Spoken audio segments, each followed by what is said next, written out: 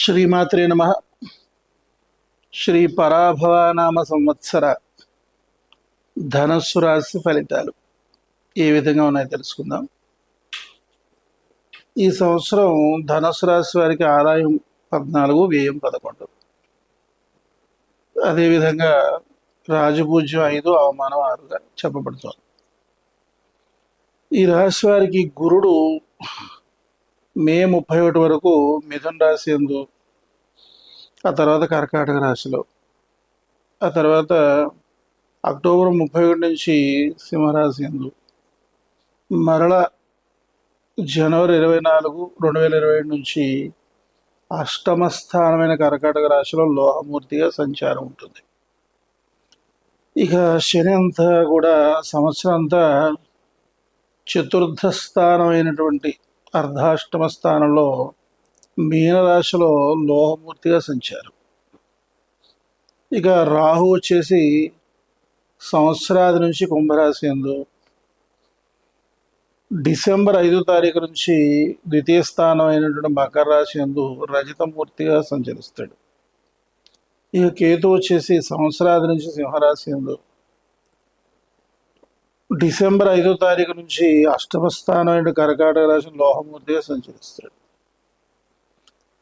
అయితే ఈ రాశి వారికి అనుభవం ఎట్లా ఉంటుందంటే చాలా కష్టదాయకంగా ఉంటుంది.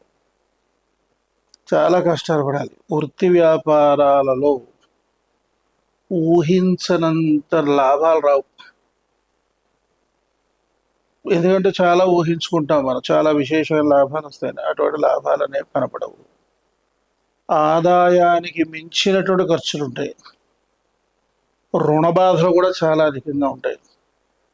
అపనిందలు ఉంటాయి. చోర భయం ఉంటుంది. నమ్మిన వారి వల్ల దగాలు, మోసపోవడం కూడా జరుగుతుంది. ప్రతి వ్యవహారం కూడా కాలయాపన, అదేవిధంగా వ్యతిరేకత కూడా కలుగుతాయి. మోసపోవడం అనేది జరుగుతుంది.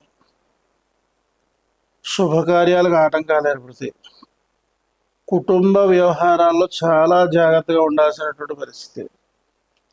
సమస్యలు పైకి చెప్పుకోలేని బాధలు ఉంటాయి. ఏ పని చేయడానికైనా ఉత్సాహం కానీ చురుకుదనం కానీ ఉండదు.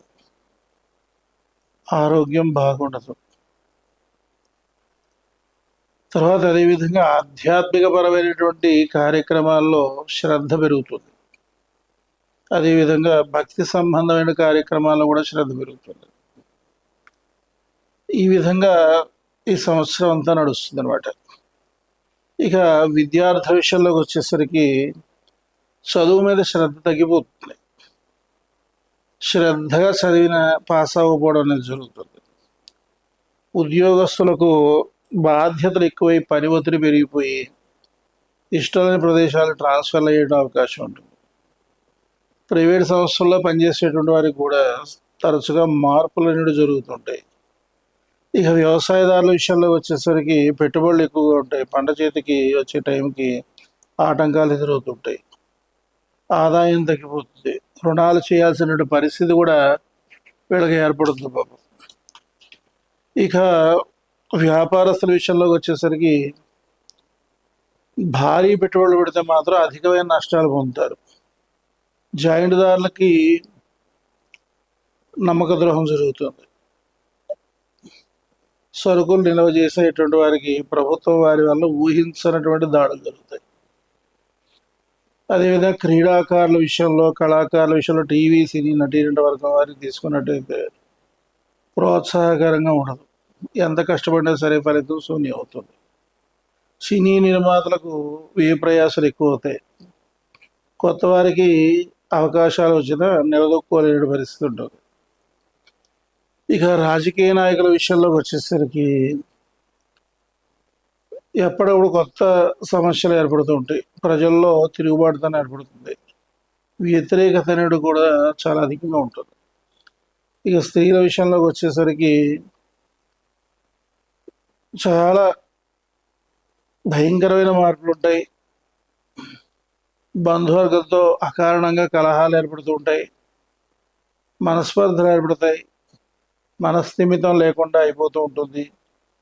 అనారోగ్యం ఉంటుంది. వివాహం జరగవలసిన వారికి కాలయాపన జరిగిపోతుంది. అపనిందల పాలవుతారు. తగినటువంటి రక్షణ కేసులు ఇవ్వడం అనేది ఉంటుంది. ఈ రక్షణ లేకపోవడం వల్ల రకరకాలైన సమస్యలు కూడా ఎదుర్కోవాల్సిన పరిస్థితి ఉంటుంది. అంచేత ఈ విధంగా ధనుస్సు రాశి వారికి అనుకూలమైన పరిస్థితుల కంటే ప్రతికూల పరిస్థితులే అధికంగా ఉన్నాయి. ఇది సంవత్సరం అంతా కూడా బహు జాగ్రత్తగా ఉండాలి.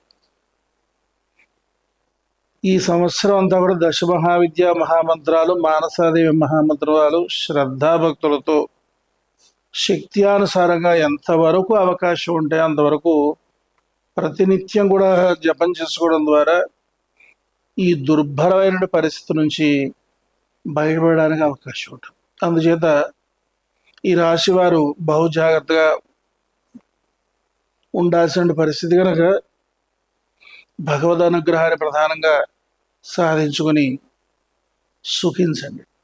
శ్రీమాతా కృపా కటాక్ష సిద్ధిరస్తు.